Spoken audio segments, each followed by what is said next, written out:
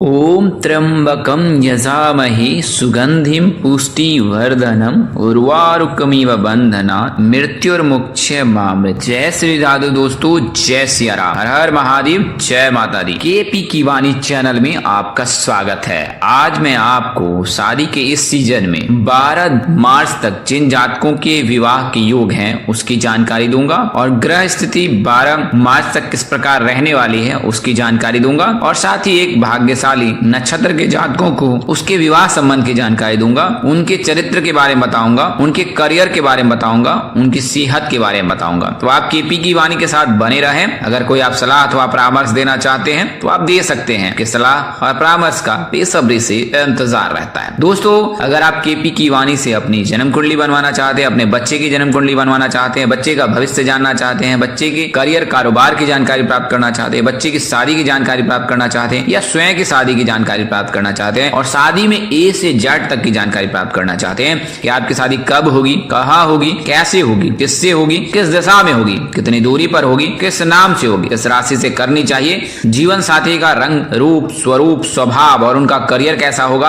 आपका करियर कैसा होगा, अगर आप लव मैरिज करना चाहते हैं तो लव मैरिज के योग हैं या नहीं, अगर आप प्रेम प्रसंग में हैं तो प्रेम विवाह के कितने योग हैं, माता पिता की सहमति मिलेगी कि नहीं मिलेगी, करियर कैसा रहेगा, आपका करियर कैसा रहेगा, आपके जीवन साथी का करियर कैसा रहेगा, इसके अलावा कितनी संतानें होंगी, कुंडली में किस प्रकार की महादशा चल रही है, कितने योग हैं कुंडली में और महादशा कौन कौन सी चलेगी, कौन से योग कुंडली में बन रहे हैं, तो ये सभी जानकारी जो है अब आप केपी की वाणी से प्राप्त कर सकते हैं। अगर आप दूसरे विवाह की जानकारी प्राप्त करना चाहते हैं तो भी संपर्क कर सकते हैं। अगर आप कुंडली मिलान कराना चाहते हैं तो भी आप संपर्क कर सकते हैं। सामान्य शुल्क पर आपको पूरी जानकारी दी जाएगी। हमारा उद्देश्य केवल और केवल मार्ग प्रशस्त करना रहता है। किसी प्रकार के बाह्य आडंबर से को प्रसारित करना हमारा बिल्कुल ही उद्देश्य नहीं रहता है। तो ज्योतिषीय गणना के आधार पर जब ग्रहों की स्थिति बदलती है, ग्रह अपने चाल बदलते हैं या ग्रह एक राशि से दूसरी राशि में प्रवेश करते हैं तो उससे किस प्रकार का प्रभाव पड़ता है राशियों पर, तो वह जानकारी मैं इस वीडियो के माध्यम से देता हूं। और इसी क्रम में आज मैं आपको 12 मार्च तक जिन ग्रहों के राशि परिवर्तन से जिन लोगों के, जिन जातकों के, जिन राशि के जातकों के विवाह के योग बनेंगे उसकी जानकारी दूंगा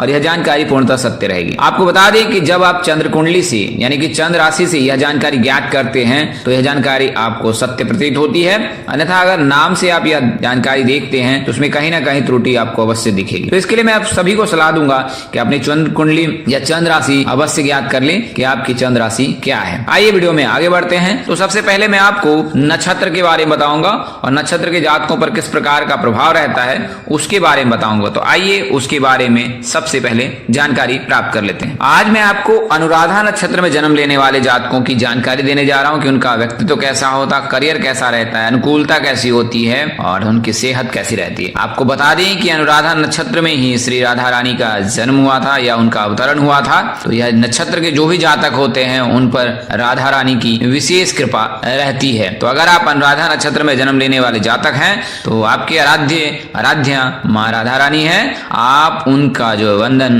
रोज अभी जरूर करें। आइए जानकारी प्राप्त कर लेते हैं। तो कैसा होता है व्यक्तित्व। बात करें पुरुषों की तो अनुराधा नक्षत्र में जन्म लेने वाले पुरुष आकर्षक दिखते हैं। हालांकि इन्हें हर कोई पसंद नहीं करता है। इनकी चमकीली आंखें लोगों को आकर्षित करती हैं। ये जातक स्वभाव से आत्मविश्वासी और मेहनती होते हैं। कठिन परिस्थितियों से खुद को व्यवस्थित तरीके से संभालने में ये विशेष कौशल इनको प्राप्त होता है। ये भविष्य में होने वाली घटनाओं से डरते रहते हैं, न केवल उन्हें तनाव में डाल देते हैं बल्कि जिंदगी का पूरा आनंद लेने या जीवन साथी के साथ संबंध मधुर रखने में भी इनको कठिनाई पहुंचाते हैं। तो ये लोग थोड़े कंजूस भी होते हैं लेकिन ये गुण इनके लिए वरदान साबित होते हैं। तो अगर आप अनुराधा नक्षत्र में जन्म लेने वाले जातक हैं तो आपकी कुछ इस प्रकार का व्यक्तित्व हो सकता है। बात करें करियर की तो ये लोग नेतृत्व करने में एक्सपर्ट होते हैं, लीडर टाइप के होते हैं। तो आपको अगर कारोबार करना चाहते हैं तो उसमें आपको सफलता मिल सकती है। इस नक्षत्र के जातक महज 18-20 साल की उम्र से काम पर लग जाते हैं। आसान शब्दों में कहें तो आमदनी के स्रोत इनके लिए बन जाते हैं और उस समय से ही ये जो है कार्य में लग जाते हैं और ये बहुत ही सफल कारोबारी बनते हैं। 48 साल की उम्र तक ये लोग सफलतापूर्वक नौकरी करते हैं। अगर बिजनेस की बात करें तो फिर ये अपने बिजनेस में जुड़ जाते हैं। अगर नौकरी भी करते हैं तो 48 साल तक करते हैं, उसके बाद अपनी बिजनेस में जुड़ जाते हैं। इनका स्वास्थ्य खराब होने लगता है उस समय में, इसके लिए जो है इनके व्यवसाय से भी रुचि हटने लगती है और फिर 50 के पश्चात जो है इन्हें स्वास्थ्य संबंधी परेशानी होती है। अब बात करें अनुकूलता की। अनुराधा नक्षत्र में जन्म लेने वाले जातक माता पिता के बेहद करीब होते हैं। पिता से इन्हें धन लाभ होता है, व्यापार में भी मदद मिलती है। हालांकि बिजनेस में जो है पिता के साथ कई कबार मनमुटाव भी होता है। जहाँ तक पुराने ख्याल के होते हैं और अपनी पत्नी के प्रति इनका जो है झुकाव अधिक रहता है। शुरुआत के दिनों में जो है जातकों को भले अपनी जोड़ी उपयुक्त न लगती हो, लेकिन बाद में धीरे धीरे के साथ समय के साथ जो है ये अपने धर्म पत्नी के साथ सामंजस्य बिठाकर जीवन में आगे बढ़ते हैं और एक दूसरे को बेहतर से समझने लगते हैं। इस तरह पति पत्नी का जो प्यार है वो और बढ़ता है। बात करें अगर स्वास्थ्य की, तो अच्छे स्वास्थ्य का इनको आशीर्वाद प्राप्त होता है, लेकिन दांत की दर्द, सर्दी, खांसी और पेट संबंधी परेशानी इनको हमेशा बनी रहती है। अब बात करें महिलाओं के व्यक्तित्व की, तो महिलाएं बाहर से बहुत ही इनोसेंट दिखती हैं, लेकिन थोड़ी सी रहस्यमयी भी होती हैं और अपने को सीमित रखती हैं। इसके लिए इनके बारे में लोगों को कुछ ज्यादा पता नहीं चल पाता है। इनके कॉन्टेक्ट लिस्ट में कुछ ऐसे भी होते हैं जो इनके बेहद क्लोज होते हैं, बाकी सभी इनके कॉन्टेक्ट लिस्ट में केवल और केवल नंबर्स के हिसाब से रहते हैं। दूसरों की मदद करने के लिए हमेशा तैयार रहती है और साधारण जीवन जीना पसंद करती है। अन्य महिलाओं की गतिविधियों से कम प्रभावित होती हैं। जैसा स्वभाव न होने के कारण इनकी माँ हमेशा चिंतित रहती है कि इनके जीवन का क्या होगा और कैसे ये जीवन यापन करेगी, तो माँ को इनके लिए बहुत टेंशन होती है। लेकिन इस नक्षत्र के जो जन्म लेने वाली जातक हैं उनके बहुत अच्छे दोस्त भी होते हैं जो इनके जीवन में आगे चलकर इनका साथ देते हैं। 23 साल की उम्र पार करने के बाद इन महिलाओं की किसी खास व्यक्ति से मुलाकात होने की संभावना रहती है और उनके साथ ही जीवन साथी विवाह होता है। अनुराधा नक्षत्र में जन्म लेने वाली महिलाएं कला में बेहतर करती हैं। ये महिलाएं अपना परचम फहराती हैं। अच्छी बात है कि इस नक्षत्र की महिलाएं अपनी शिक्षा भी कड़ी मेहनत से करती हैं और इनको भविष्य में इसका फायदा भी मिलता है। बात करें अनुकूलता की, तो इनकी माँ से इनका बेहद लगाव होता है। बच्चों की सफलता से में बहुत मोड़ भूमिका निभाती है। महत्वाकांक्षी होती है, समय का सदुपयोग करती है और अपने पति से बेहद प्यार करती है और अपने पेरेंट्स से भी बहुत प्यार करती हैं। पिता के ज्यादा करीब होती हैं। ससुराल वाले के प्रति भी इनके मन में अपार स्नेह होता है। इसके चलते ये गृह लक्ष्मी के समान रिस्पेक्ट पाती हैं। बात करें स्वास्थ्य की, तो महिलाओं से संबंधित होने वाली परेशानी इनको होती है। इसके अलावा सिर दर्द, सर्दी और अनिद्रा की शिकायत इस नक्षत्र में जन्म लेने वाली महिलाओं को होती है। तो समय समय पर आप एक्सरसाइज करें और सही खान पान और सही दिनचर्या का पालन करें तो आप अवश्य स्वस्थ रहेंगे। आइए अब राशि के बारे में जान लेते हैं और यह जान लेते हैं कि ग्रहों की स्थिति किस प्रकार रहेगी। तो देवगुरु बृहस्पति वृषभ राशि में ही विराजमान रहेंगे 12 मार्च तक। बात करें न्याय के देवता शनिदेव की, तो कुंभ राशि में विराजमान रहेंगे। अगर मायावी ग्रह राहु और केतु की बात करें तो राहु मीन राशि में रहेंगे, केतु जो है वो विराजमान रहेंगे तुला राशि में। मंगल की बात करें तो मंगल कर्क राशि में रहेंगे। अगर बुध की बात करें तो बुध जो है कुंभ राशि में रहेंगे और फिर मीन राशि में गोचर करेंगे। बात करें सूर्य देव की, तो सूर्य देव जो है कुंभ राशि में और रहेंगे और फिर 14 मार्च को जो है वो गोचर कर जाएंगे मीन राशि में। तो उस दिन से फिर खरमास लग जाएगा और फिर मार्च के महीने में विवाह मुहूर्त नहीं है। तो कुछ इस प्रकार से ग्रहों की स्थिति है। और आइए अब मैं आपको विवाह मुहूर्त के बारे में बता देता हूं। तो फरवरी महीने में विवाह मुहूर्त है। इसके अलावा मार्च में भी, मार्च 12 तक है। मार्च में जो 14 मार्च को होली है और उससे पहले विवाह मुहूर्त है। तो फरवरी महीने में कुछ इस प्रकार विवाह मुहूर्त रहने वाला है। आपको मैं तिथि बता देता हूं। तो फरवरी में 3 फरवरी को, 6 फरवरी, 7 फरवरी, 13, 14, 15, 16, 20, 21, 22, 23 और 25 फरवरी को विवाह मुहूर्त है। वहीं अगर मार्च की बात करें, 1 मार्च, 2 मार्च, 5 मार्च, 6 मार्च, 7 मार्च, 11 मार्च, 12 मार्च के दिन जो है विवाह मुहूर्त है फरवरी के बाद मार्च महीने में। और फिर 14 मार्च को जो सूर्य गोचर कर जाएंगे मीन राशि में और इस दिन से फिर खरमास शुरू हो जाएगा। खरमास में किसी प्रकार का कोई शुभ कार्य नहीं किया जाता है। और फिर अप्रैल 16 से जो विवाह मुहूर्त का शंखनाद होगा।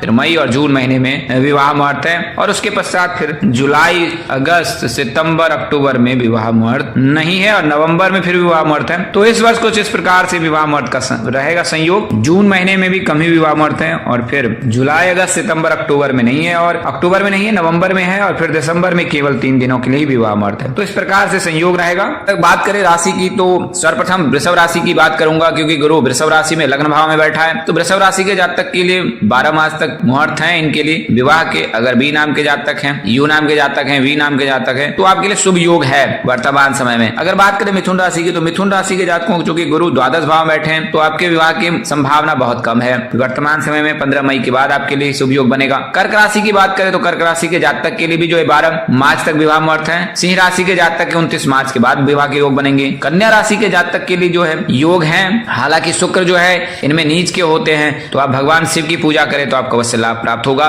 तुला राशि के जातक के लिए भी शुभ योग बन रहा है। वृश्चिक राशि चूंकि गुरु जो है गुरु की कृपा से आपके लिए शुभ योग बनेगा और बन रहा है पूर्व में भी और अभी वर्तमान समय में 15 मई तक आपके लिए शुभ योग है। धनु राशि के जातक के लिए जो है वर्तमान समय में योग नहीं है, लेकिन आने वाले समय में जब गुरु राशि परिवर्तन करेंगे और गोचर कर जाएंगे मिथुन राशि में तो फिर आपके लिए योग बनेगा। इसके पश्चात मकर राशि के जातक जब कर्क राशि में गुरु गोचर करेंगे तो फिर मकर राशि के जातक के लिए शुभ योग बनेगा। वहीं बात करें अगर कुंभ राशि राशि के तो कुंभ राशि के जातक के 7.5 के तीसरे चरण में शुभ परिणाम प्राप्त हो सकता है। उससे पूर्व भी शुक्र के गोचर से, शुक्र के नक्षत्र परिवर्तन से कुंभ राशि के जातक के लिए भी शुभ योग है। और मीन राशि के जातक जो एक ऐसी भाग्यशाली राशि जातक है जो इनके विवाह के योग वर्तमान समय बन रहे हैं शुक्र के गोचर से, तो शुक्र के गोचर से इस वर्ष जो है आपके विवाह के योग बन रहे हैं। अगर कुल मिलाकर अगर देखा जाए कि 12 मार्च तक किन राशि के जातकों के विवाह के योग हैं, तो वृषभ राशि के जातक, मिथुन राशि के जातक, कन्या राशि के जातक, वृश्चिक राशि के जातक, इसके अलावा कुंभ राशि के जातक और मीन राशि के जातक के विवाह के योग हैं। यानी वृषभ, कर्क, कन्या, वृश्चिक, कुंभ और मीन, ये जो 5 राशि हैं उनके विवाह के योग है 12 मार्च तक, और उस समय तक आपके विवाह होने के योग बन रहे हैं। हालांकि ऐसा नहीं कि अन्य ग्रहों के राशि के परिवर्तन से जो है अन्य राशि के जातक के विवाह के योग नहीं है।